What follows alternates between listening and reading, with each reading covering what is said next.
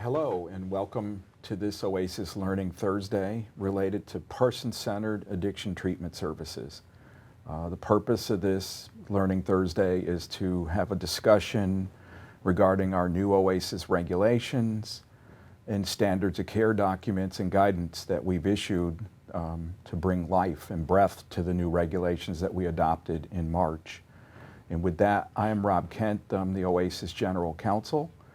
And there's actually another purpose to today's Learning Thursday. It's our opportunity to introduce you to Dr. Marc Manzo, our new Chief of Medical Services.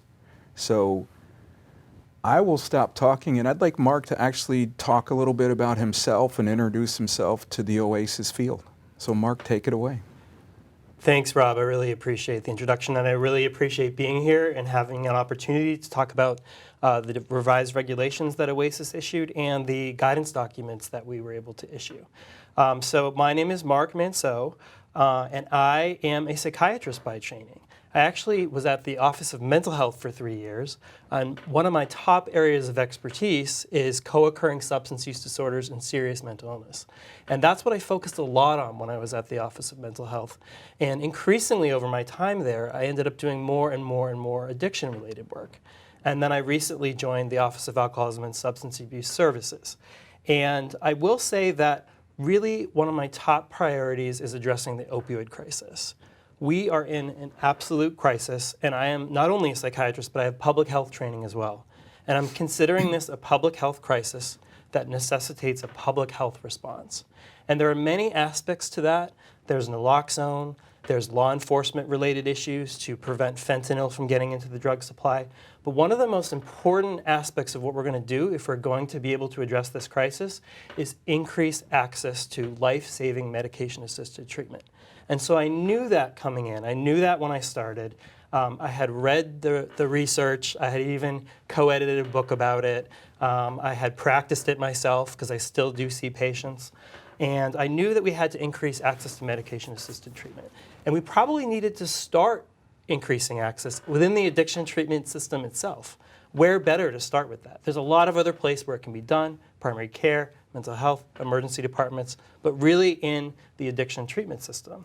And so I was pleased to see that right after I started, OASAS had revised its regulations to remove as many barriers as possible to accessing medication-assisted treatment. And so when I read the document that counsel's office wrote explaining the revised regulations, it really had everything in it that I thought needed to happen. And so I decided to boil down the essential points of that document for medical providers and medical directors. Great, great. And I would just point out, we wooed Marc to our agency based on the work we did together. We met him a number of years ago in the work he's talking about, and we had a gap. Quite honestly, when Dr. Morgan had retired, we desperately were not trying to just fill the position, but to find the right person to take us to a new place. And so he's my partner. We're collectively trying to standardize and set standards of care for our system. So before we get into, so the main purpose for today's session is to really highlight, dig in a little bit on some of the practical aspects of how you operate under the new regulatory documents and under the guidance and the standards that have been established, and to try to answer some of the questions that are coming from the field. We'll continue to do this work because we know it's important to bring life and breadth and depth to the written words in a regulation. But I'm going to start by giving a little bit of an overview. For those watching on the video, I apologize. You've probably heard me say a number of the things I'm going to say right now, but I'm just going to say them. So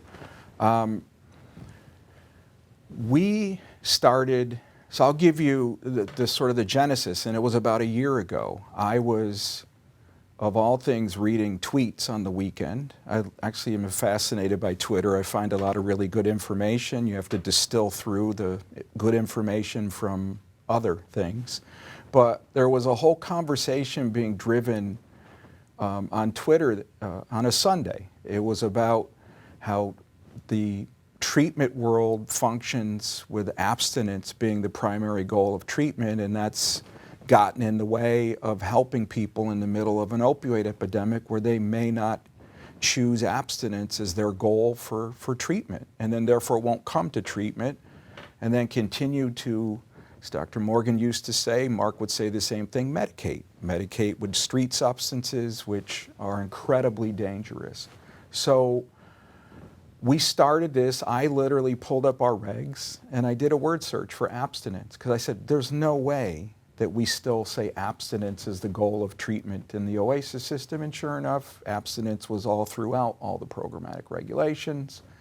So my staff then got some quick notes from me, and I started to mark up our regulations. We removed the term abstinence as the goal of treatment.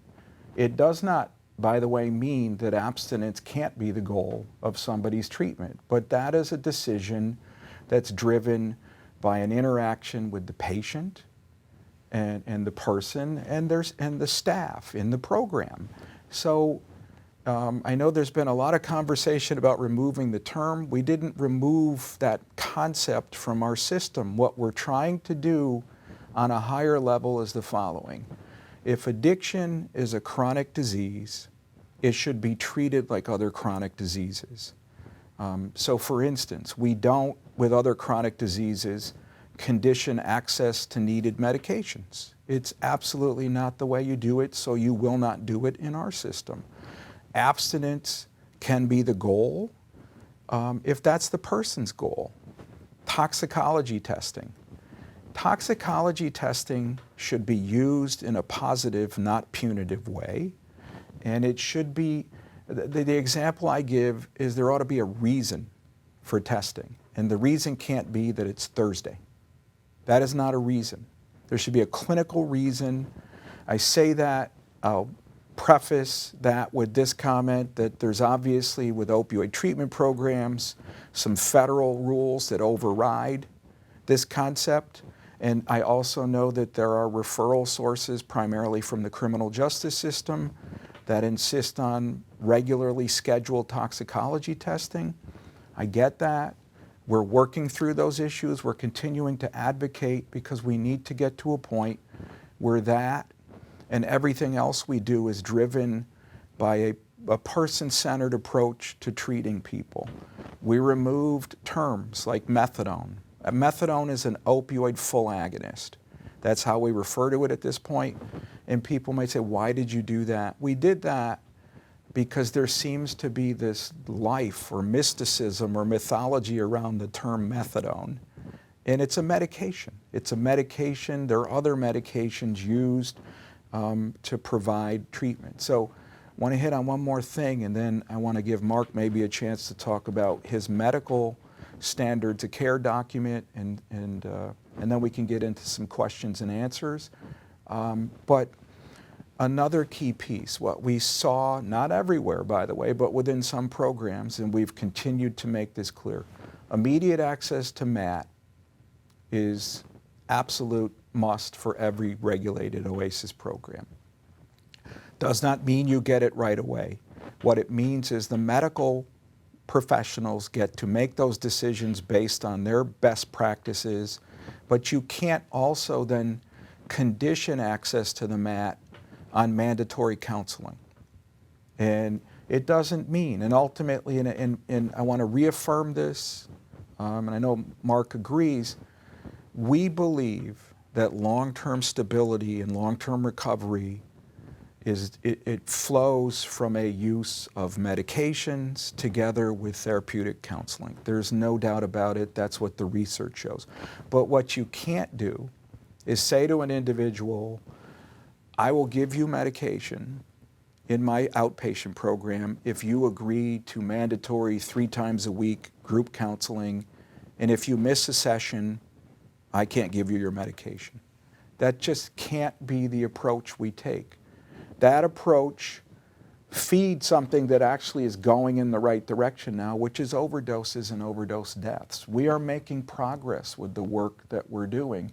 And one stat I want to put out, or one observation of statistics and the work that we and you are all doing and the impact it's having, for the first time ever, buprenorphine now is more utilized than methadone in our system. That is a result of the great work of all of us. And so, again, we want to treat addiction like a chronic medical condition. It means immediate access to all that you would need. It means not using terms that are pejorative, or the term addict drives me nuts. I don't understand why we still use that. I don't use that. And words matter, right? And they feed a stigma that still drives some of what goes on in our system, which ultimately drives people not coming to get care. And again, the substances that people use on the streets are lethal, and if anything, they become more lethal. And that the introduction of illegal fentanyl, not only into heroin or opioids, other opioids, excuse me, but into other medications or other street drugs is a scary concept. So I will stop talking now. Mark, I don't know if you wanted to hit, before we sort of dive into some Q&A, on some of the important elements for you of the medical standards. Yeah, I think I would like to. So I just want to make a few points up front before I sort of briefly summarize the points in the standards for person-centered medication treatment at OASAS certified program. First of all, as you said, Rob, opioid use disorder, which I'll call OUD probably from here on, is lethal. It is a lethal disease, and people are dying. People are dying at unprecedented rates, and we have to take a public health approach and stop the continued toll of deaths. Secondly, opioid use disorder, OUD, has highly effective treatment. Medication-assisted treatment, so methadone, buprenorphine, and long-acting injectable naltrexone are the three that we have currently approved. These medications work, I say, not better than any other medication in addiction, not better than any other medications in behavioral health. They're some of the most effective medications we have in all of medicine. And so if we have a lethal disease and an effective treatment, we need to be giving it to as many people as possible. And that is, when you boil it down, that's the reason why I think we revised our regulations, and that's the reason why I wrote this 2-page document. We cannot be putting up unnecessary barriers to people receiving life-saving treatment because they're exhibiting symptoms of the disease we're treating, right? So this document that I wrote, though, is to influence routine practices, policies, and protocols. It's not to interfere with the provider-patient relationship. It's not to supplant shared decision-making within that relationship. It's not to supplant clinical judgment. People still need to use their clinical judgment to treat people in a person-centered, individualized way. So I want to be clear about that. So just to hit a few of the high points. So first of all, access to medication-assisted treatment is the first point in this document. By that, we need that people who are seeking MAT should be admitted immediately, same day, if possible, and should be started on MAT as soon as clinically appropriate and possible. So you shouldn't be putting up barriers to starting people on unnecessary barriers to starting people on medication-assisted treatment, because each day they're not on it is a day that they could die. Okay, and so one thing that I'm sure might come up a little bit later is, how fast can you start a medication, right? It depends, right? So, for instance, one document that I want to point out is a document that OASAS and the DOH actually collaborated on and issued jointly before I was even at OASAS. Yeah. It's called Implementing Transmucosal Buprenorphine for Treatment of Opioid Use Disorder, Best Practices from the New York State Department of Health and Office of Alcoholism and Substance Abuse Services. It really goes into the minimum that's clinically required before you can start life-saving buprenorphine. It's not as much as some people are doing currently, but we can talk maybe a little bit more about that if we have time. Psychosocial treatment and counseling is the next point. So I'm a psychiatrist. I know that psychotherapeutic interventions and support is extremely important for people who have any behavioral health condition, especially addiction. There's a lot of trauma that needs to be addressed. There's a lot of learned behaviors that people need help unlearning those behaviors so they can recover and learning more healthy behaviors long term. There's massive exposure to adverse social determinants of health, which supportive services can help with. So we don't say that they're not helpful or not necessary, and our programs do need to offer them. It's just that we cannot make receipt of life-saving medication-assisted treatment contingent upon full ideal participation in psychosocial treatment. Mm-hmm. And so the next point I want to make is continued substance use and polydrug use. When someone continues to use drugs, even opioids, when they're on medication-assisted treatment, taking them off of medication-assisted treatment is pretty much never going to result in no drug use and no MAT. It's going to result in drug use without any protection from the MAT. And you're putting someone at extremely high risk of overdose. So yes, is there a risk with methadone and continued heroin use? Yep. Is there a risk with alcohol use and buprenorphine? Absolutely. But the risk is astronomically higher if you remove the MAT and let them continue using drugs. And so call that harm reduction if you want, call it person-centered. It's saving lives is what it is. Prescribed medications. There are some prescribed medications that do increase the risk of overdose if someone's also using medication-assisted treatment. But heroin or fentanyl plus a prescribed benzodiazepine is a lot worse. So it's a better practice to try to work with the individual and whichever prescriber happens to be prescribing the other medication to try to, over time, get them on a safer regimen. Toxicology screening, I think you pretty much already addressed. We can talk more about it if we have time. And then finally, transition planning and post-treatment planning, formerly discharge planning in our regulations. When you feel that someone needs a different type of care or a higher level of care, sometimes we call it, that's fine. That is definitely something that happens very frequently in addiction care and actually all of behavioral health care. But it is the responsibility of the provider to engage them in the treatment that they think is best and help them connect with the treatment that they think is best, even if they're initially unwilling, than to discharge them and administratively taper MAT because as a punishment, so to speak, for not accepting the treatment that you think would be most helpful for them. So I just wanted to sort of summarize those main points in the person-centered medication treatment at OASAS Certified Programs document. Great.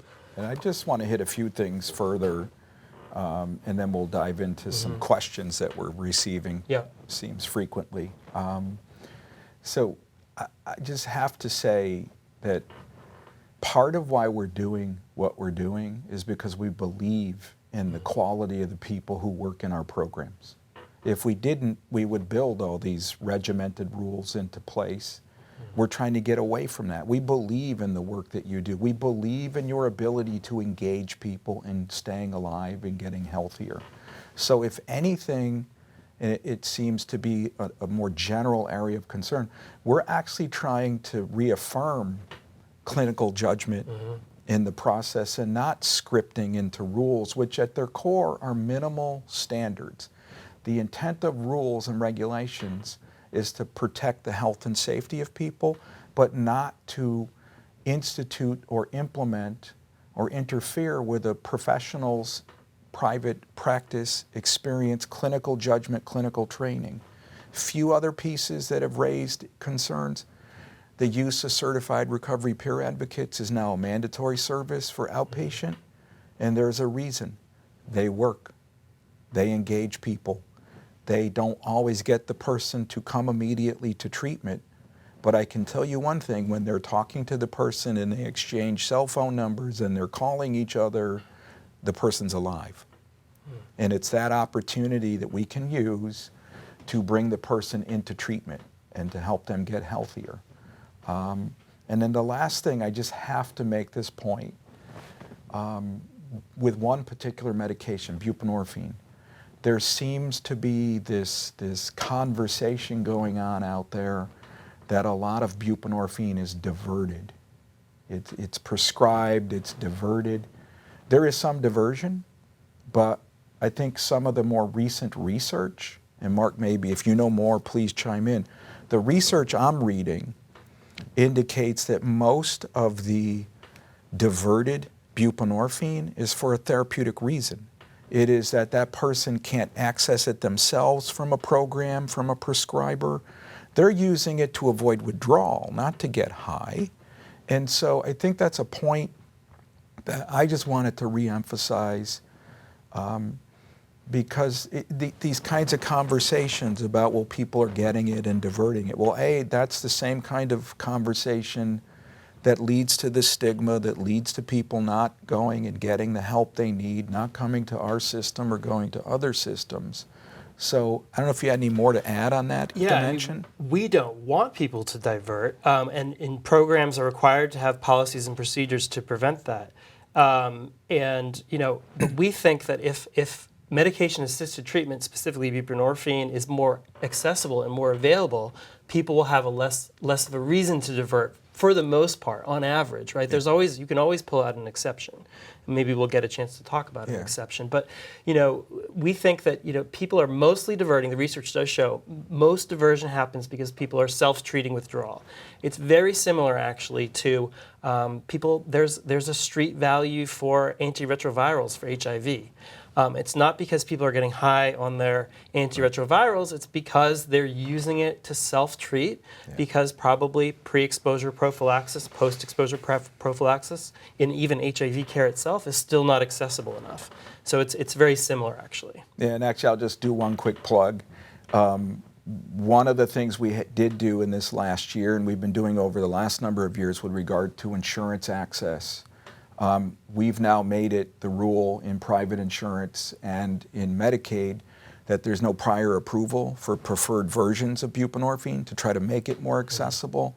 And we've got things that are coming in January to limit copays in the commercial market to make it more accessible. So had to do a quick plug, but I just wanted to say that. So I just want to briefly Marc, also throw in the point that people, we need to remember that withdrawal is agonizing and it's traumatizing.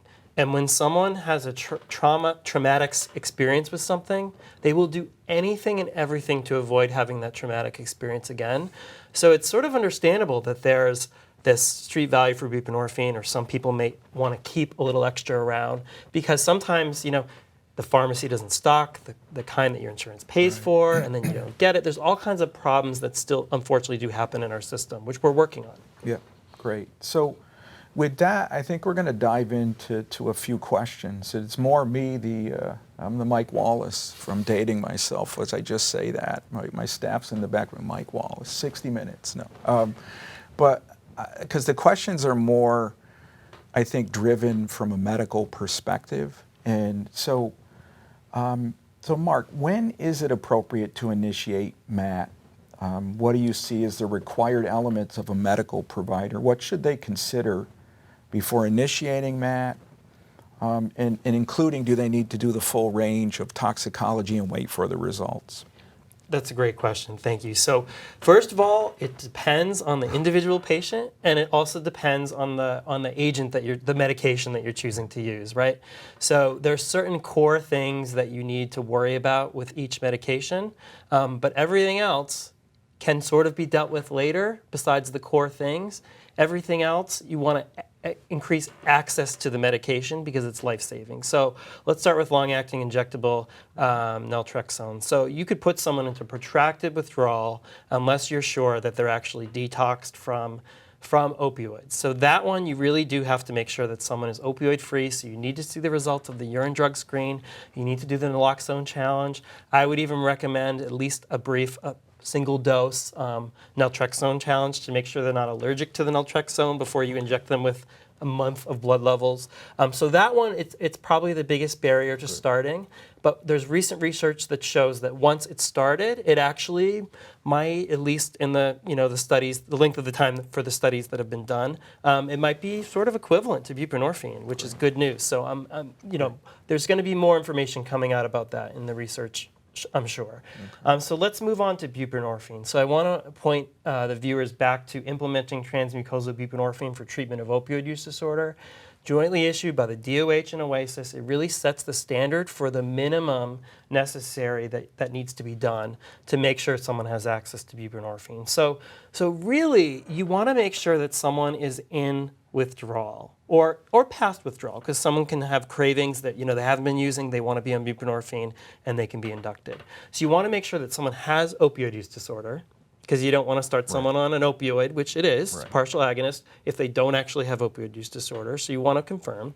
And then you want to confirm that they're in withdrawal. And you can do that with a focus history, for the most part, in most cases, a focus history, a focused physical exam including vital signs, a clinical opioid withdrawal scale, the COW scale, to make sure that they're in enough withdrawal that you won't put them into precipitated withdrawal. Okay.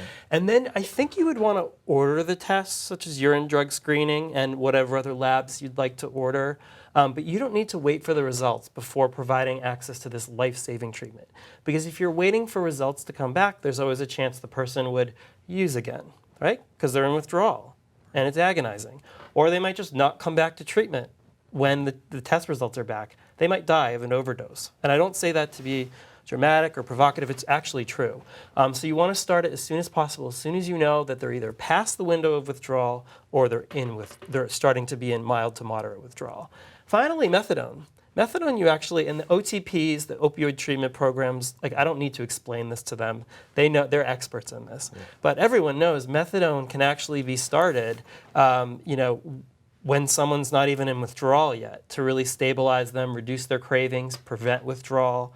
There are protocols for it. And so what we don't want to see, though, is people putting up unnecessary administrative or even clinical barriers before starting the methadone.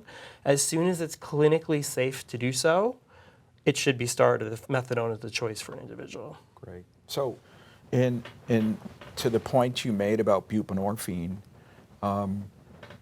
another one of our focuses, which hopefully some of these folks that it does matter to look at this, but we've got a big focus as well on trying to initiate buprenorphine in emergency departments. And so the same things you just talked about, not having to wait for the test, the notion you also raised that they will medicate if they leave. But one of the other dimensions, and maybe you could speak to this, so if somebody had an overdose and that naloxone was administered, Narcan, so they were reversed, and they're now in an emergency department, what does naloxone do to somebody? Right, so naloxone is an opioid receptor antagonist, and it kicks whatever opioids they overdosed on off the receptors and puts them into immediate, horrifying withdrawal. So that withdrawal probably is something you want to treat. And buprenorphine is a really good treatment for withdrawal once someone's in withdrawal. And once someone's already on buprenorphine, which is protective against overdose for various pharmacological reasons I won't necessarily get into today, they might as well stay on it. There's some controversy around that, and different emergency departments in New York State are experimenting with different ways of making this a reality, and it's a really exciting time, I think, in New York State. For specifically around ED induction. But is it true also that it doesn't just place you into immediate withdrawal, it, a lawyer's term, compromises your tolerance if you leave and go use street opioids? So naloxone actually doesn't, but I think what you're getting at, Rob, is when someone is detoxed in a detox setting or a hospital-based setting or an inpatient. Yeah. So we're going to get to that. I think there's really strong evidence that once someone is fully detoxed from opioids, their risk of overdose is much, much, much higher because of tolerance issues. So why don't we go there? Yeah. So one of the things that we've observed, and actually you and I have had some interesting conversations with some folks in our field, this notion of, for somebody with OUD, bringing them in to a detox, whether it's a hospital bed that can be used to detox or an OASAS detox program, and detoxing them off of a mat, if they're on mat, and waiting for them to leave to be. There's two dimensions. One is initiating MAT, and one is tapering off of MAT in a detox situation. Is that a safe thing to do? Is that an acceptable thing to do? In one word, no. We know that rates of overdose after tapering any sort of medication used for detox to zero, rates of overdose are very, very, very high. Even if you set them up with an appointment the next day, even if it's once you're using a medication to treat withdrawal, if that medication is an option for medication-assisted treatment and that person wants medication-assisted treatment, then they should remain on that medication as medication-assisted treatment. And there's a lot of nuance to that. I actually will be coming out with guidance about that specifically shortly. But really, we need to be starting people on medication-assisted treatment as soon as possible. And that's because it's protective against overdose and it saves lives. You know, there are other reasons too, though. So medication-assisted treatment is proven to reduce medical morbidity of opioid use disorders, such as infectious diseases and mortality from other things. It's proven to increase retention in treatment, which will lead to recovery one day. And it also makes people more comfortable, and it makes them more able to think rationally about what they want in their life, their goals and their hopes. And so even if someone is not willing to engage in psychosocial treatment initially, there's a good chance they will be eventually with MAT. So is it safe to say there's an overriding sort of statement or position that medications for OUD are the frontline first intervention? They're proven that counseling ultimately is a critical element to sustain a person's stability or long-term recovery, and failure to provide that at the front line probably compromises your ability to get to a place where you can have a therapeutic intervention with somebody. Yeah, yeah. And I'll add to that, when someone's not doing well in a treatment, removing the MAT is not going to help. Yeah. It's not going to help. And so that's another thing that I wanted to state very clearly in this document. Yeah. We need to be working with people to try to find what is helpful for them, not doing something that we pretty much know is guaranteed to fail them and maybe even be worse, maybe even cause them to die. So maybe one other sort of dimension or aspect of detox or initiation, a woman who has OUD who's pregnant, is it safe or advisable practice to either not offer MAT or to detox them off of MAT if they're on it because there's the notion you might be harming the baby? That's a really excellent question. So we always have to remember that the alternative to medication-assisted treatment 99% of the time is not going to be abstinence. It's going to be use of whatever drug or drugs they were using before. Initially, right? I'm not saying people cannot be abstinent with no MAT for long periods. That happens, you know, and that's an individual choice, and that's a wonderful thing for people if they choose that and they're able to do it. But initially, we know that use is going to be what happens 99.5% of the time. I don't think 99 is high enough, right? Yeah. And so when you have a pregnant woman in front of you, it's not only the woman that you're thinking of, it's the baby, it's the fetus. And we know that, of course, overdose is, you know, death of the pregnant woman will in most cases lead to death of the fetus. Right. But even if an overdose doesn't cause death, it causes a hypoxic state. That's toxic and possibly extremely damaging for the fetus. It might even be pregnancy ending, right? And then you have the cycle of use and withdrawal and use and withdrawal and use and withdrawal, which happens over and over and over with heroin and especially medication or drugs like fentanyl. And that is very, very bad. That stress is very, very bad for both the woman and the fetus and produces worse outcomes. And we know that having a stable treatment with either methadone or buprenorphine, because long-acting injectable naltrexone is not FDA approved during pregnancy, with one of those two medications produces far better outcomes, and it's the standard of care. And it's in fact one of the reasons why in the substance abuse block grant that we get from SAMHSA, pregnancy is a priority population. But that's a really important point you made. I just want to reemphasize that MAT is the standard, and actually this instinctive, well, I've got to take the mother off of all medication so I don't harm the baby, is actually, it's the opposite. That is not a good place to go. Medication-assisted treatment, specifically buprenorphine and methadone, is by far the safer choice for a pregnant woman, for both the woman and the baby. They're safe medications. They produce good outcomes. There is neonatal abstinence syndrome that does happen. That's not pleasant, but it can be treated, and you can get the baby through that, and then the baby can have a healthy childhood. And so one of the other things, as we're on the issue of a pregnant woman who has OUD, this notion, because we hear this phrase as well, that the babies are born addicted. And is that true Or is clearly they've been exposed, but what is going on with the baby at birth?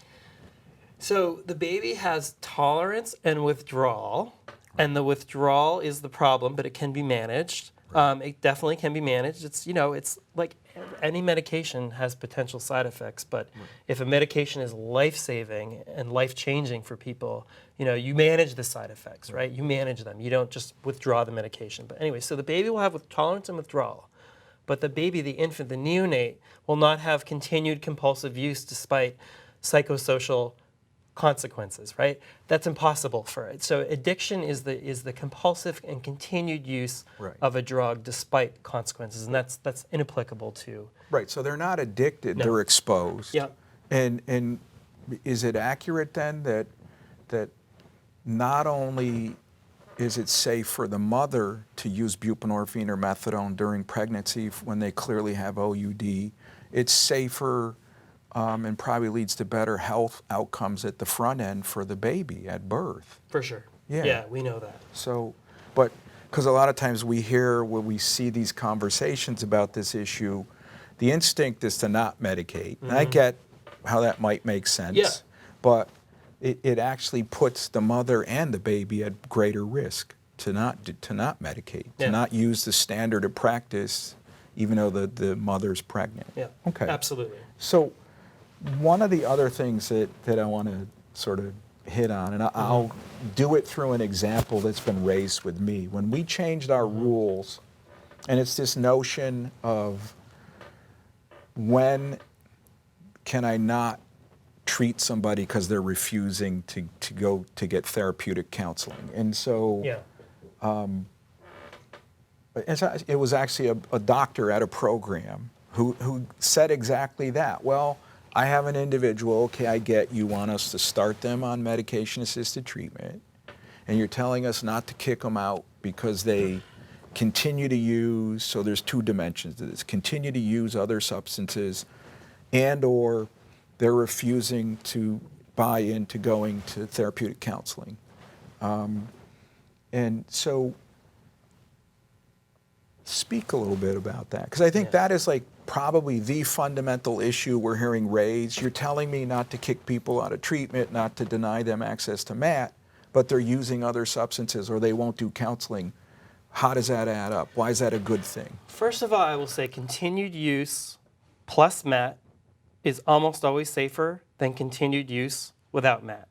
MAT's protective even in the context of continued use, and the FDA and SAMHSA agrees with New York State on that. So it's very clear, right? That's the standard of care, and I wanted to make sure that was written down as the medical standard of care in New York State. That's because the likelihood is they will continue use street substances, yes, which are far more dangerous.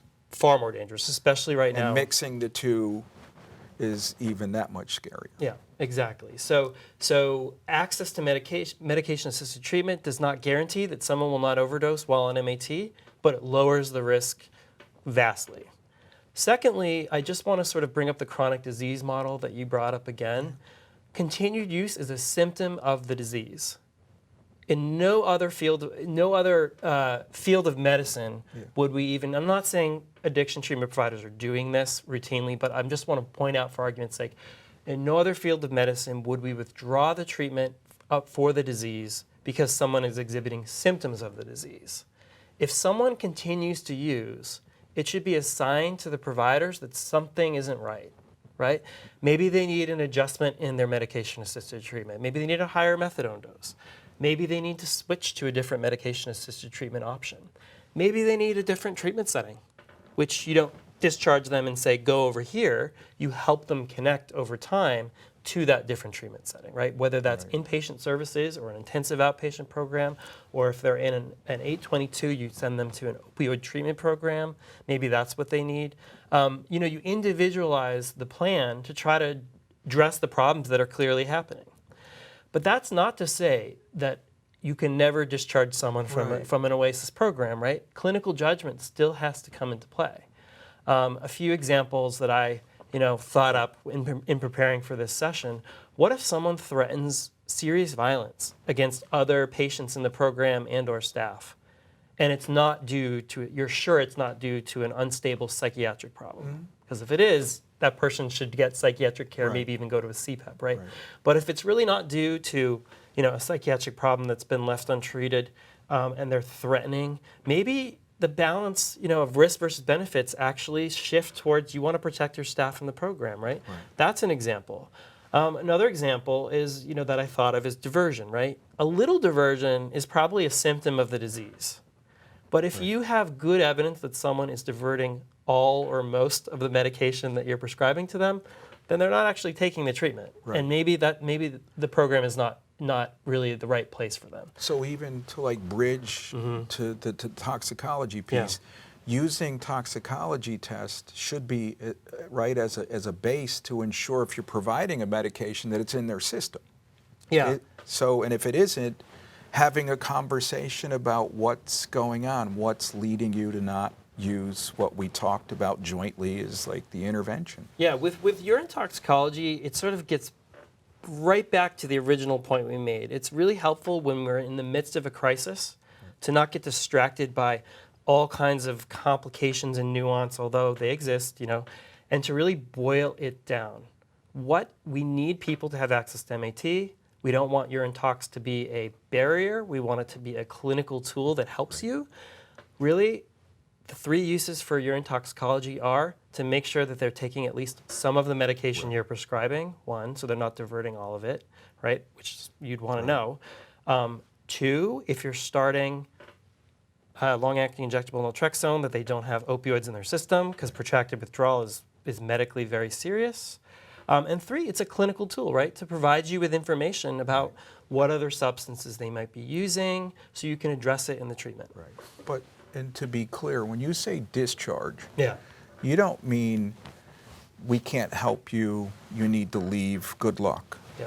What do we mean when we say discharging somebody? We need to try to never give up on people. Even if it comes down to the point where you cannot help them, you feel like you cannot help them in your program and you do have to discharge, we should always be looking for ways that we can help them.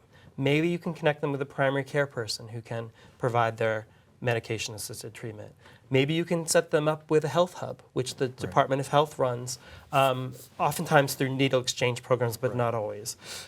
Maybe there's some harm reduction program in a shelter that they're staying in, or in a drop-in center that you can connect them with. Maybe you can continue to engage them with certified peer advocates to really connect with a higher level of care over time, even if they're not willing to accept it immediately. Always give them overdose education and give them an naloxone kit, right? At least that. So, and then in terms of the other piece that was actually a doctor, not you, the person's been with us, they're taking the medication, it's proving itself out, but they aren't willing to engage in group or individual counseling.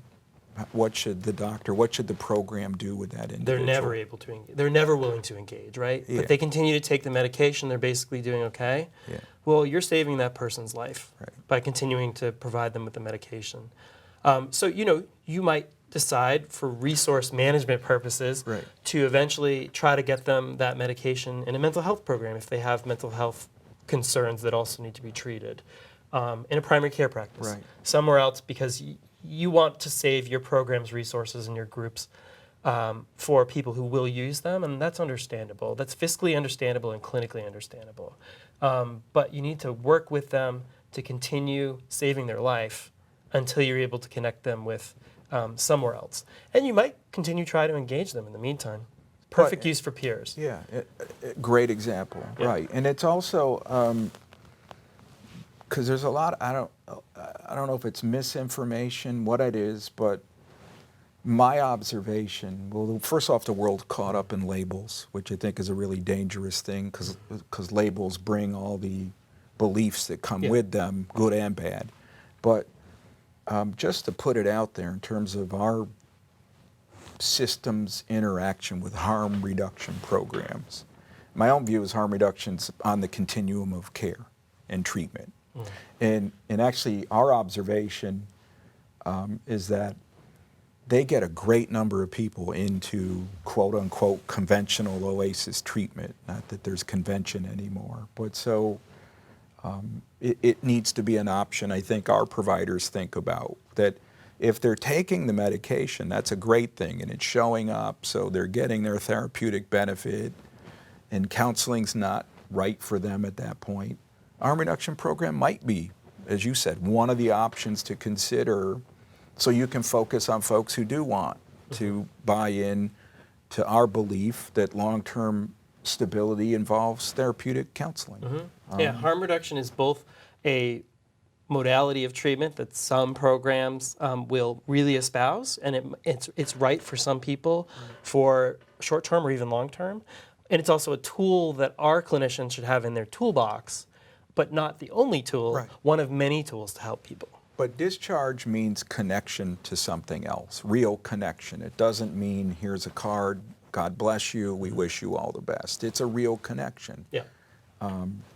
That's great. And so we talked about discharge. I'm trying to think. The big fundamental pieces, and we are asking our field to think differently. We've had to. I would argue we should have before the opioid epidemic, but we've learned from this to do these things. And so again, to sort of reaffirm, medication frontline, absolutely acceptable. The alternative is far more risky, even if they're using other substances. Any advice, and this maybe is a little off what we sort of talked about, what if somebody is using other substances? Some advice to practitioners, things they could think about to try to maybe stop that from occurring, because it can potentially be dangerous. Absolutely. It's, again, to beat a dead horse, but I think it needs to be like use of any substances without MAT, plus opioids Right. is more dangerous than MAT plus use in over 99% of the cases. However, it's true that use of multiple substance, polydrug use is risky. It's risky behavior. And so I do think we need to work with individuals to try to address that over time.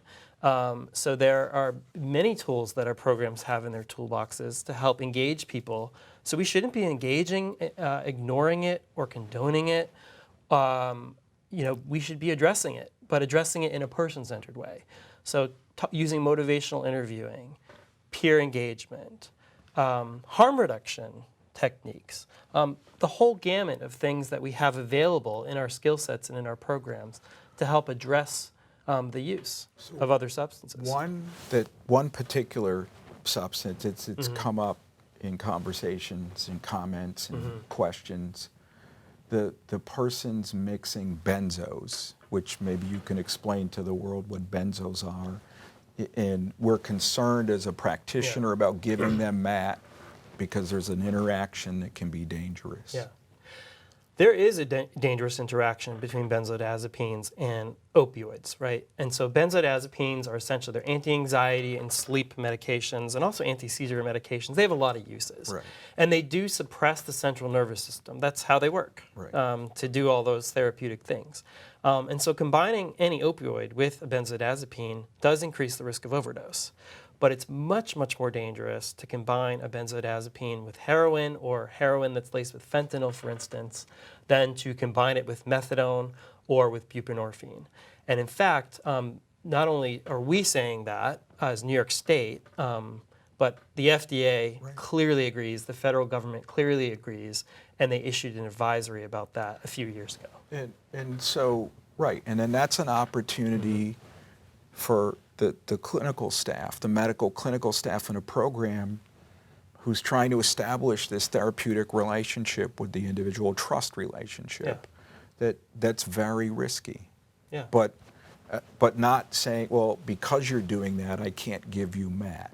Because the alternative is far more dangerous. So I'm a doctor, so I'm not necessarily going to have time in my schedule to do all the motivational interviewing and teach them harm reduction, and I'm going to deal with the medications. But how I approach that as a doctor is I say, how about we slowly taper that benzodiazepine. That's if I take over their entire psychiatric care and I'm now prescribing the benzo.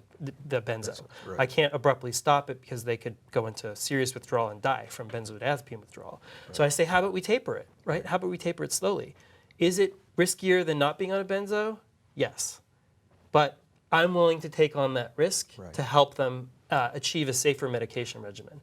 Now, they might be using benzodiazepines off the street. That's another scenario. Right. There might be another doctor prescribing the benzodiazepines, in which case, communication and coordination of care is the way to go. But it is a good idea to try to get that person to a safer regimen. It's not a good idea to ban them from receiving life-saving medication-assisted treatment just because they happen to be in a benzo, or abruptly taper the benzo. Right. Yeah. Great. So I'm still thinking through some things. Are there some points we haven't made that you want to emphasize or to speak to? I think we've really hit upon the high points here. I hope we were able to clarify the documents that we wrote, and also that reflect our revised regulations. I hope we were able to answer some questions, make things clearer. I hope we were able to get the point across that we are in a crisis, and this is not only a clinical approach, this is a public health approach. And I hope that we were able to get more people. There's a lot of people already on board, but to get even more people on board with this way of practicing. Well, and just so now I'll act like a lawyer. Our regulations are standards of practice for your program, for your licensure, and quite honestly, you're at risk, legally and otherwise, if you aren't following the rules. But I want to reemphasize as well, or emphasize another important point. As a lawyer, I've worked with medical professionals, with medical associations, etc. When a medical officer of a state agency establishes a standard of care in that community, to not follow that standard of care put your practice license at risk. You are potentially committing malpractice, if not misconduct. And I just have to point out, we were thrilled when Marc agreed to come work with us. And we said to him as he was coming on board, you've got an easy job. You need to develop standards or consistent practice in our system, and then convince the rest of the House of Medicine that they need to address the addiction issues of the individuals they work with every day. So we're not doing this to be punitive. I want to emphasize this. I think we all feel what we're really doing, and we get it's uncomfortable for some folks, is we're trying to re-emphasize or raise the importance of independent clinical judgment based on your interaction with your patients, the people you are working with. And so I want to make clear to everyone, when you're following these standards, we will support you 150% in doing them. They are the standards, they are the way you need to operate in a program. And we get for some, because in all fairness, our system, well, we had it in our rules. Abstinence was the goal of treatment. So we did operate. I think it's an unfair sort of generalization of our system. And we've done a lot over the last number of years to make it exceedingly clear in our rules and guidance and other documents what we expect to be going on. But we really feel like where we're getting to is allowing programs to operate and treat in a person-centered way a chronic medical condition. And so with that, I thank you all for listening. We might post, or if not, you can find both of us. If you have questions, please reach out. I'll do a little plug. Marc and I are going to do this again at the ASAP conference.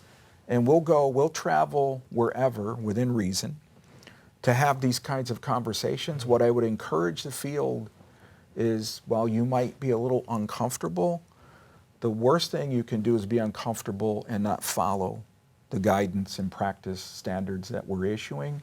If you have questions, reach out. That's why we're here. Again, we believe in the work that you do.